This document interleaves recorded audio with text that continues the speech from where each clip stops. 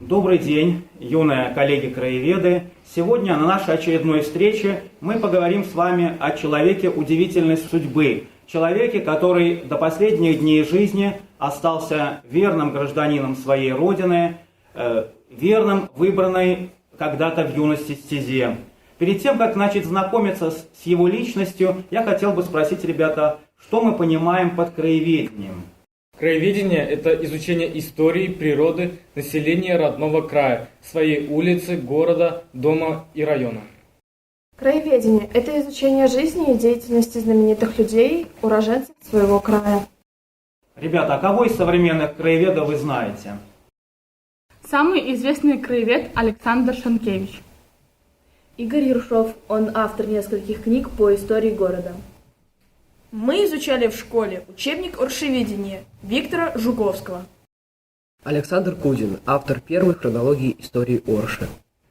Российский академик, создатель Союза краеведов России Сигурд Оттович Шмидт о краеведении сказал следующее. В наше время под краеведением чаще всего понимают и сферу научной и просветительской работы, и общественную деятельность, причем такую, в которой причастны отнюдь не только ученые-специалисты, но и значительно более широкий круг лиц, преимущественно местных жителей. Краеведение не просто знание о чем-то, но и путь к постижению этих знаний и распространению их. А вось вядомы даследчык беларускага краязнаўства Мікалай Півавар у сваёй новай кніге «Гістарычнае краязнаўства Беларусі» кажа, што краязнаўства гэта і краялюбства. Да таго ж ён сцвярджае, што існуе феномен аршанскага краязнаўства. І сапраўды, у нашым горадзе, у якім ніколі не было вартаснай вышэйшай навучальнай установы, заўсёды былі людзі, якія цікавіліся славутым мінулым роднага краю, дасканала вывучалі яго і распавядалі аб гэтым іншым. Так вось, заснавальнікам аршанскага краязнаўства не без падстаў лічаць выдатнага даследчыка паўночнай і ўсходняй Беларусі, гісторыка, літаратуразнаўцу, арганізатара народнай асветы і публіцыста Данілу Мінавіча Васілеўскага. Даніла Васілеўскі нарадзіўся 17 снежня 1889 года у вёсцы Новае сяло, цяпер гэта Шумілінскі раён, Віцебскай губерніі, у звычайнай сялянскай сям'і. Пасля заканчэння школы Васілеўскі працягваў вучобу ў полацкай настаўніцкай семінарыі. Тады ж зацікавіўся беларускім фальклорам, пачаў збіраць яго. Потым паступіў у Віцебскі настаўніцкі інстытут. Тады ж пачаў супрацоўнічаць з рознымі беларускімі друкаванымі выданнямі, публікуе артыкулы пад рознымі псеўданімамі. Пасля заканчэння інстытута Васілеўскі працаваў настаўнікам у розных мясцінах Віцебскай губерніі. Не заставаўся ў баку і ад грамадскіх спраў. Менавіта ад партыі эсэраў у снежні 1917 года ён стаў дэлегатам першага усебеларускага з'езда, разагнанага тады бальшавікамі. Потым палітычнай дзейнасцю ён не займаўся, а працаваў у галіне народнай асветы. У 1921 годзе Васілеўскі пераехаў у Оршу і займаў тут адказную пасаду інспектара народнай асветы. Верагодна, наведвая розныя мясціны, ён цікавіўся імі, вывучаў іх гісторыю. У адной з такіх паездак ён пазнаёміўся з настаўніцай Матронай Андрэеўнай, якая стала яго жонкай, а потым паўтарыла лёс жонак дзекабрыстаў. Перыяд творчай актыўнасці Даніла Мінавіча Васілеўскага прыпадае на другую палову 1920-х гадоў, калі ў рэспублікі пачалося нацыянальна-культурнае адраджэнне. Ён стаў актыўным прыхільнікам палітыкі беларусізацыі, якая з'явілася спробай ва ўмовах савецкай улады ажыццявіць беларускае нацыянальнае адраджэнне і распаўсюджваў яе ідэі на Аршаншчыне. 25 красавіка 1926 года у Оршы, так яна тады называлася, праходзіла другая Аршанская акруговая краязнаўчая канферэнцыя, на якой гаварылася пра адкрыццё музея, знойдзеныя скарбы і выданне першага выпуска акруговага краязнаўчага зборніка «Аршаншчына».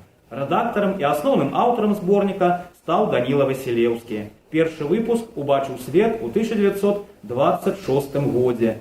Другая палова 20-х гадоў адзначана высокім творчым накалам у жыцці Даніла Васілеўскага. Свае краязнаўчыя артыкулы ён друкаваў у газетах, часопісах «Маладняк» і «Наш край», навуковых выданнях. Васілеўскі становіцца старшынёй Аршанскага краязнаўчага таварыства. Недзе напрыканцы 20-х гадоў ён уступае ў шэрагі камуністычнай партыі Беларусі. Аднак потым будзе выключаны з партыі, зноў прыняты і нарэшце зноў выключаны з партыі у той час, калі пачнецца барацьба з так званым нацыянал-дэмакратызмам. Рэпрэсіі ахапілі ў першую чаргу дзеячаў нацыянальнай культуры, навукі і мастацтва. Натуральна, быў заўважаны вядомы і аўтарытэтны дзеяч на беларускай культурнай ніве Даніла Васілеўскі. Пасля 1929 года Васілеўскі перастаў друкавацца. Нарэшце ён пакінуў наш горад. Знакомитый краязнавец, географ и администратор Данил Аменович Васілеўскі працаваў у Магілёўскім універсітэце з канца 20-х гадоў до 1936 года, пакуль не быў рэпрэсаваны, арыштаваны прямо на рабочым месцы. Мы ведаем Данілу Міновичу як уражэнца Віцебшчыны. Ведаем мы про тое, што Данілу Міновича сюды выклікаў працаваць яго сябар. Это Гаритон Рыгорович Пранік, з якім разам яны вучыліся, яны з'яўляюцца аднагодкамі. І як толькі пачынаецца стварэнне факультэту, у тым ліку і геаграфічнага факультэта, трапляе сюды Васілеўскі. Васілеўскі працаваў тут з 1934 года по 1936 год першым загадчыкам кафедры фізічнай геаграфіі і першым дэканам. І таму стварэнне матэрыяльна-тэхнічнай базы, падборам кадраў займаўся менавіта толькі ён разам з Прянікам. У кніжку прафесара-выкладчыка геаграфічнага факультэта Магілёўскага пединстытута, якая была складзена мною яшчэ ў 2000 годзе, тут таксама ёсць пра Васілеўскага і занатавана са словаў Лярскага аб тым, што менавіта ён быў арыштаваны у снежні, то 6 снежня 1936 года, прямо у кабінеце, са слоў Лярскага. А Лярскага слова можна давяряць і таму, што это не былі толькі чуткі. Лярскі працаваў менавіта с 36 по 37-38 годы секретаром учебной части. Это секретарь деканата на сегодняшний день, как называется по сегодняшнему. И он ведал эту ситуацию. И он растлумачил таким чином, что вельми часто в этой годы, особливо начинаючи с 1935 года, студенты робили такие обструкции выкладчикам. Просто найбольш моцные по учебе студенты этим не занимались. И вот, например, Шевцова взяли таки за то, что он сказал на лекции, что бедные краины ядут хлеб ржаный, а не пшеничный. И то же самое атрымалось с Васілеўскім. Тем более, что Васілеўскі читал в этот час экономичные курсы на историчном, социальном отделениях и курсы краязнаўства он читал на филологичном факультете. А эти факультеты были створаны в 1934 году. Ну и отповедность, конечно, была такая вот ситуация. Ну і зрозуміло такое, што пасля таго, як яго арыштавалі, шло следства, і па словах Лярскага оно доўжылася не так шмат, і праз год он быў асуджаны.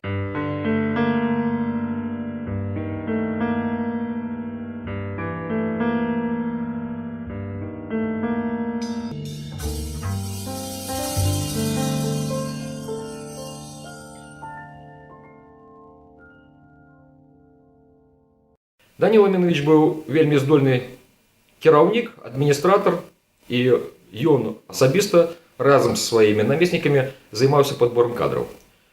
І як краязнавец ён ведаў усіх краязнаўцаў і асноўных навукоўцаў і па гісторыі, і па геаграфіі былога Савецкага Саюза, і таму атрымалось так, што ён сюды запрасіў такіх вялікіх дзеячаў, можна сказаць, той пары, як прафесары Селіванаў, напрыклад, дацэнт Лашкевіч, были вучні акадэміка Ферсмана, напрыклад, Елховскі, і шмат іншых. Такіх было шмат. Ну і таму зразумела, што на высокім узроўні чыталі тут курсы геаграфічныя, гістарычныя і тыя, якія былі звязаны з геаграфіяй. І яшчэ гонар такі для Беларусі і нашага Магілёўскага дзяржаўнага універсітэта імя Куляшова той факт, што яфакі пачалі адчыняцца з мая 1934 года, пасля того, як вышла постанова ЦК ВКПБ аб тым, што трэба ўзмацніць працу па гісторыі і геаграфіі. І пасля гэта пачалі адчыняцца адпаведныя факультэты. У Магілёве 19 студзеня 1934 года яшчэ да пастановы быў адкрыты чысты геафак. І гэта зразумела, што таксама недзе у чымсьці, я думаю, што заслуга і Васілеўскага, таму што ён разумеў ролю ўсё ж такі геаграфіі. Акрамя гэтага, Ён быў здольны стваральнік і арганізатар стварэння матэрыяльна-тэхнічнай базы. Мы знаходзімся зараз у кабінет музея, сучасным кабінет музея геалогіі і палеанталогіі Магілёўскага дзяржаўнага універсітэта. Намаганнямі Васілеўскага, Елхоўскага і іншых, якія прыязджалі сюды працаваць, іх называлі яшчэ варагамі, але матэрыяльна-тэхнічная база была здольная. І Лярскі пісаў, што і глобусы былі, і атласы былі, і ўсе падручнікі былі, якія неабходна, і горныя пароды, і мінералы, і глебы, і гэта везлася сюды з усяго Савецкага Саюза. Зноў жа я лічу так, што это, канешне, і выкладчыкі ў асноўным займаліся, і тыя, хто вялі гэтыя предметы, і загадчыкамі кафедрамі таксама. Але і тая ж геалагічная калекцыя знаходзілася ў ведзенні кафедры фізічнай геаграфіі, якую узначальваў Даніла Мінович Васілеўскі. Займаліся ўсе, але пад яго пачаткам, пад яго кіраўніцтвам. Гэты будынак, каля якога мы стаім, пабудаваны напрыканцы 19 стагоддзя, належаў магілёўскаму мільянеру Бабовіку. І ў пачатку 20 стагоддзя в савецкія часы менавіта вось тут размяшчаўся галоўны корпус настаўніцкага педінстытута. Менавіта вось тут працаваў Даніла Васілеўскі в 1930-36 годах. Менавіта вось в гэтым будынку на працы яго арыштавалі в 36 годзе. А жылі выкладчыкі Даніла Васілеўскі таксама пэўны час вось крыху далей ёсць будынак нашага абшчыжыцця, нашага педінстытута, які пабудаваны таксама в 1930-х годах. Гэтыя годы працы і жыцця Даніла Васілеўскага, они далёка не самыя шчаслівыя в яго творчасці. Справа ў тым, што в тыя часы ўжо зачастую творчасць пераходзіла з рэчышча навуковага в палітычнае, і мы гэты час прыходзілася лавіраваць і часам пісаць пакаянныя лісты як мясцовай, так і в рэспубліканскай прэсе. Але ў гэты час ён досыць плённа працаваў у навуковай секцыі магілёўскіх навуковых супрацоўнікаў. Вось, Даніл Васілеўскі быў адданы выкладчык навукі, сваёй ідэі, і вельмі шмат ён таксама прысвяціў часу вывучэння гісторыі Магілёўшчыны, напрыклад, горак. Яго вельмі цікавіла тэма аўтарства Тарас на Парнасе, ананімнай паэме. І ён прыйшоў да той высновы, што ім напісаў Артём Вярыга Дарэўскі. І гэтай, дарэчы, ідэі, гэтай тэме ён себе прысвяціў і ўжо пасля таго, як быў рэабілітаваны і жыў в Феадосі. Ён таксама гэтай тэме прысвяціў свае пэўныя навуковыя даследаванні.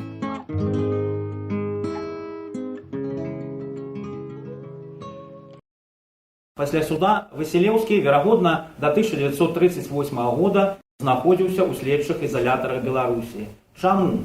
Таму што рашэнне суда было апратэставана намеснікам старшыні Вярхоўнага суда СССР Ульрыхам як надта мяккае. І ўжо 27 кастрычніка 1938 года Васілеўскага асудзілі да 10 гадоў пазбаўлення волі. У якіх перасыльных лагерах знаходзіўся Васілеўскі, пакуль невядома, але архіўныя дакументы сведчаць, што Даніла Мінович з 29 красавіка 1939 года по 10 студзеня 1945 года знаходзіўся у Воркута печ-лагеры. Данила Минович работал на шахте номер 8. В 1939 году это была единственная шахта Воркуты. Носила она тогда номер 1-2. И в 1941 году попадает в поле зрения геологов. Попадая на курсы коллекторов буровиков, он, в общем-то, был спасен от голодной смерти. При этом он получил бесконвойное содержание, как все коллектора, которые перемещались между буровыми, свободно, без охраны. На этой стене в музее находятся фотографии всех геологов, которые попали сюда не по своей воле, были сосланы, так же, как и Василевский Данила Минович. Все эти люди были до заключения не геологами, это были педагоги, художники, военные, моряки, в общем, разные специальности. Но здесь, поскольку у них было уже какое-то хорошее основательное образование, они начали обучаться геологии. Поскольку Василевский Данила Милонович имел высшее образование, не случайно попав в Воркуту на рудник, он оказался, привлек внимание Войновского кригера. Тот отбирал из заключенных людей с высшим образованием и направлял их на курсы коллекторов геологов, на буровые.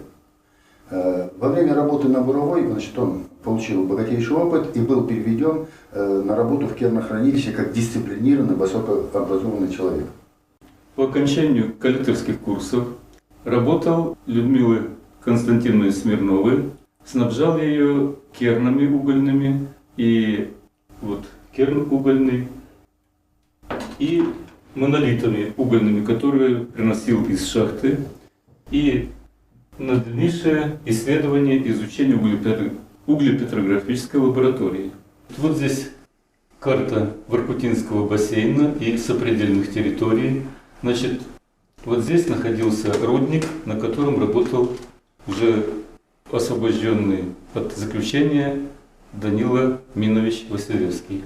Значит, благодаря его труду и труду его товарищей была разведана Воркутинская мульда, и по сей день она работает и снабжает Россию и сопредельные территории высококачественным углем. Вот те персонали, которые представлены на этом стенде, по этим людям в архивах Полярного геологии сохранилось дела и карточки. К сожалению, по Василевскому Даниле Миновичу таких материалов не сохранено, но остались весьма скупые формуляры карточные. Карточка-формуляр, в которой занесены сведения об аресте, когда он прибыл в Воркуту и когда освободился, и статья, по которой он здесь находился. Благодаря общению с вами сейчас в нашем музее появятся дополнительные материалы о Василевском. После применения к Василевскому условно-досрочного освобождения к нему в Воркуту приехала жена с матерью и дочь Алла. Через некоторое время Матрена Андреевна начала работать вместе с мужем в управлении по геологоразведке Воркута-Уголь вплоть до 1956 года, года реабилитации Данила Миновича. Затем супруги переехали в город Феодосию, что в Крыму. Здесь в 1963 году Данила Минович умер, так и не посетив родные места. Но то, что сделал Василевский для своего народа, свято чтут, как видим, не только на родине, но и в тех местах бывшего Советского Союза, где волею судьбы довелось побывать Данилу Миновичу. А в истории нашего города Данила Минович Василевский навсегда останется зачинателем аршанского краеведения. Давно назрела необходимость увековечить его память в нашем городе, назвав, например, одну из улиц города его именем.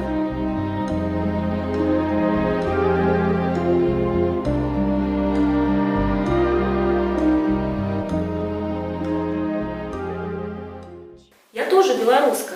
Живу в Крыму 10 лет. По моим меркам это не очень большая дата, большое время моего проживания здесь. Но, являясь сотрудником городской библиотеки Содружества, я стараюсь как можно больше рассказать о белорусской культуре, о белорусской душе нашим читателям.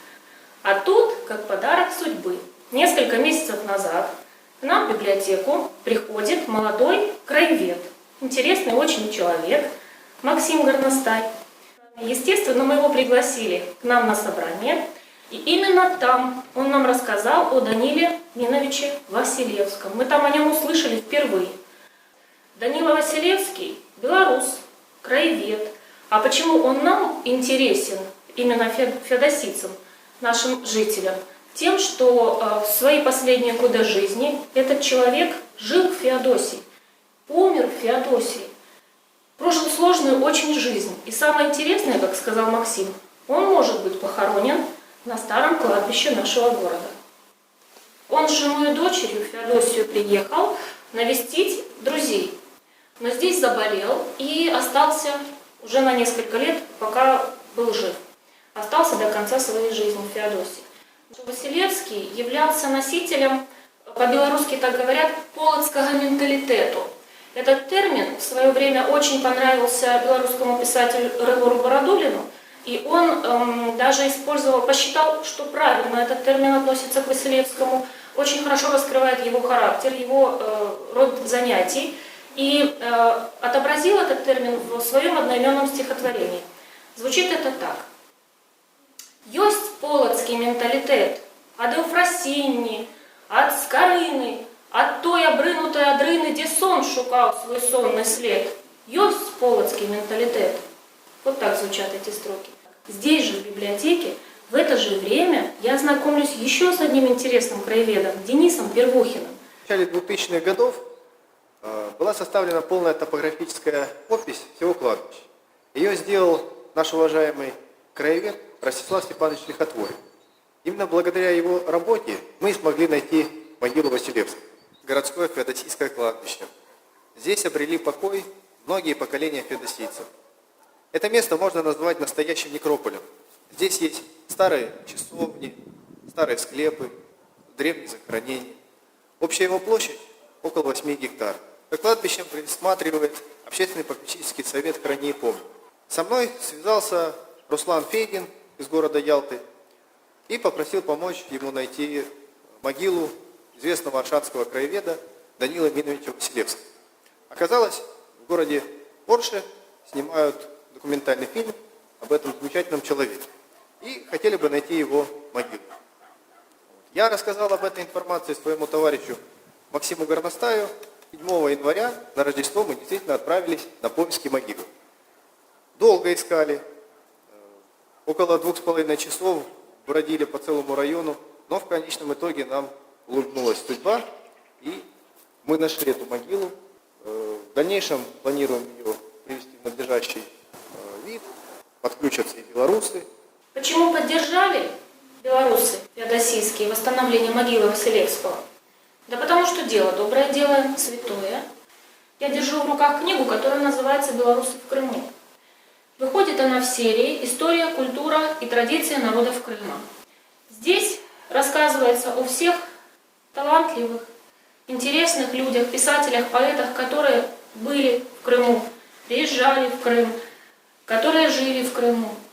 Изучив жизнь краеведа Василевского, я хотела бы отобразить эту всю информацию вот в такой книге, которая в 2017 году должна быть переиздана. Я хочу провести в итоге час памяти этого талантливого человека, белоруса, краеведа, педагога, человека с большой буквы. Я хочу рассказать о его дочери Але, какой она была женщиной, что она в себе несла, что она рассказывала об отце. Я хочу, чтобы наше юное поколение знало в лицо тех удивительных людей, которые жили в нашем городе, которые наблюдали за нашими закатами и дышали одним с нами воздухом. Что дочь Алла была врачом, сначала педиатром, потом наркологом. Какое-то время жила в Феодосии, даже работала врачом-педиатром. Сама Алла Даниловна прожила долгую жизнь. Умерла в 2006 году, жила в Москве, но она всегда помнила о своем отце. Она вспоминала свою землю, она вспоминала Белоруссию, малую родину, белорусский язык, но вспоминала так, как могла, по впечатлениям ярким своего детства. Ведь в 5-летнем возрасте отца забрали в ссылку, а ей на всю жизнь запомнились мамины слова. Она их пронесла через всю свою жизнь. А мама Аллы говорила так: «Доченька, ты сейчас не поймешь, но запомни на всю жизнь то, что я тебе скажу. В жизни всегда побеждает правда, но не хватает иногда самой человеческой жизни, чтобы увидеть торжество этой правды. Отец твой честный человек».